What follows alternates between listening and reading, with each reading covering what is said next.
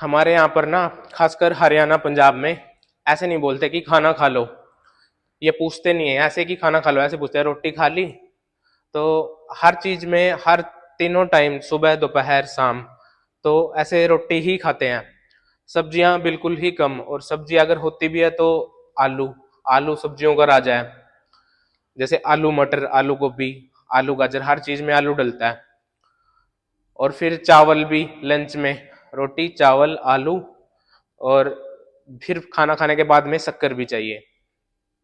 ये सब चीजें एक ही है, कार्बोहाइड्रेट। और रोटी हो या मिठा हो, इनका सब डाइजेस्ट होकर ग्लूकोज ही बनता है। ये सब शुगर और मोटापा बढ़ाती हैं। क्योंकि अब बोलते हैं कि पहले भी तो रोटियां खाते थे, जो हमारे बड़े बूढ़े थे सब रोटियां ही तो खाते थे पहले। लेकिन उनका काम भी तो ज्यादा था ना, काम इतना था, सारा दिन काम करते थे वो। मशीनें नहीं थी खेत में, बैल से खेत में घूमते थे सारा सारा दिन। अब ट्रैक्टर आ गए हैं, बाइक आ गई है। उस टाइम पैदल चलते थे ज्यादा, अब तो खेत में भी बाइक पर जाते हैं। उस टाइम काम बहुत था, पैदल चलना ज्यादा था।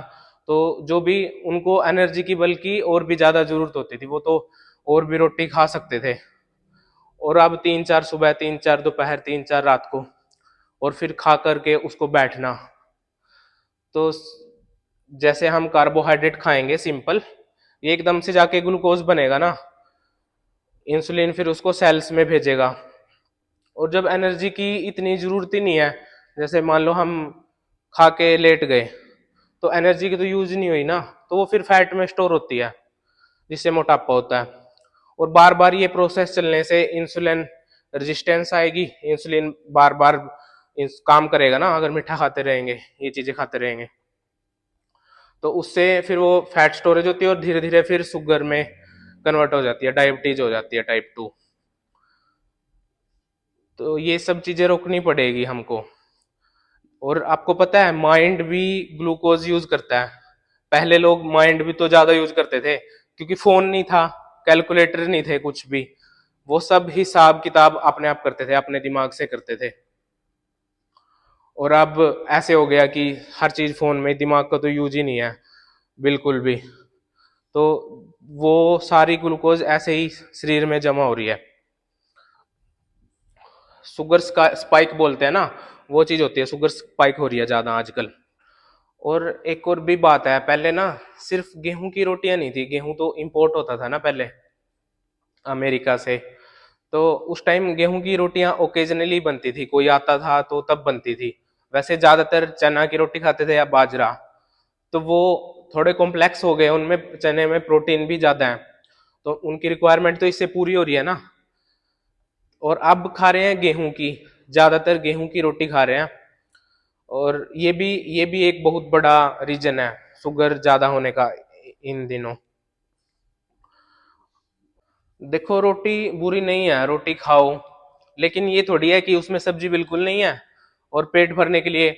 और इसकी एक एक और चीज है, जब बार बार खाओगे ना, मान लो 4 रोटी खा ली, दोपहर को फिर भूख लगेगी, क्योंकि वो तो डाइजेस्ट हो गया, उन्होंने तो उसने तो अपना काम कर दिया। स्लो जो स्लो रिलीज होता है, वो तो प्रोटीन प्रोटीन वगैरह होता है ना, प्रोटीन फैट, ये स्लो रिलीज होते हैं। कार्बोहाइड्रेट रोटी होती है जो वो एकदम से रिलीज होगी, फिर बार बार डिमांड करेगी बॉडी कि और दो ग्लूकोज दो, वो स्टोरेज हो जाती है। तो बात ये है कि रोटी गलत नहीं है, आपकी प्लेट गलत है। प्लेट में साथ में प्रोटीन, फैट, फाइबर, ये चीजें ऐड करो। रोटी जैसे 3 खा रहे हो, तो उसकी जगह 1 कर दो, या दो दो कर लो। लेकिन उसके साथ सैलेड, फाइबर होएगा तो फाइबर भी ब्लड में जाने से एकदम रोकेगा। फाइबर कंटेंट जो होता है वो धीरे धीरे डाइजेस्ट होने देता है फिर खाने को। और प्रोटीन होएगा, प्रोटीन का वैल्यू सबसे ज्यादा होती है कि वो उसमें टाइम लगता है डाइजेस्ट होने में। तो वो ये हर डाइट में प्रोटीन रखोगे ना, 30 से 35% प्रोटीन रखोगे, तो वो उसमें फायदा करता रहेगा, एकदम ब्लड में स्पाइक नहीं होएगा। तो प्रोटीन, फैट, फाइबर, और दिन में कोई फल खा लिया, जिससे माइक्रो न्यूट्रिएंट्स भी पूरे होते रहेंगे। तो ये चीजें बहुत फायदा करेंगी, थोड़ा इतना मुश्किल नहीं है। शुरू में ये, अब ये तो आदत डालनी पड़ेगी, देखो ये चीजें सीखनी पड़ेगी। धीरे धीरे करते जाओगे ना, खुद पता चल जाएगा कि किस चीज में क्या प्रोटीन है, हमें क्या बदलाव करने हैं। इतना मुश्किल है नहीं है। अगर आपको कुछ भी कैलोरी काउंट वगैरह ये चीजें नहीं करनी है ना, तो बस सिंपल सा बेसिक चीजें रखो, गूगल पे सर्च करो प्रोटीन किस किन चीजों में होता है, चने दाल राजमा, ये चीजें ऐड करो, और दही पनीर टोफू सोया ऐसी चीजें ऐड कर दो, और उसके साथ कार्बोहाइड्रेट जैसे रोटी, और अगर आपको फैट लेना है दही से मिल गया, पनीर से मिल गया, कुछ लेना तो घी ले लो, साथ में मक्खन ले लो। तो ऐसी चीजों को थोड़ा सा मतलब संभल के खाना पड़ेगा। ये चीजें तो रखनी पड़ेगी, इतनी नॉलेज सबको होना जरूरी है आज के टाइम में, क्योंकि फिर आगे जाके ये जो अभी एज में पता नहीं चल रहा, फिर दिक्कत आती है बार बार जब इंसुलिन स्पाइक होएगा, तो एक टाइम पे वो काम करना बंद कर देगा, फिर जिससे डायबिटीज होती है। और दिन दिन में घूमते रहो, चलते फिरते रहो, कुछ ना कुछ एक्टिविटी करते रहो, क्योंकि शरीर शरीर जो है वो ऐसे पड़ा रहने के लिए थोड़ी ना बना है। जंगल में छोड़ा था कि चलते फिरते रहेंगे, कहीं मिल गया तो खा लिया, वैसे चलना फिरना है, काम करने के लिए और खाने के लिए ही तो शरीर बना है। तो अगर वो कुछ करेंगे ही नहीं, ऐसे आलस में पड़े रहेंगे, पता नहीं मतलब ये पड़ लेटने वाला तो पता नहीं क्या ही चक्कर है।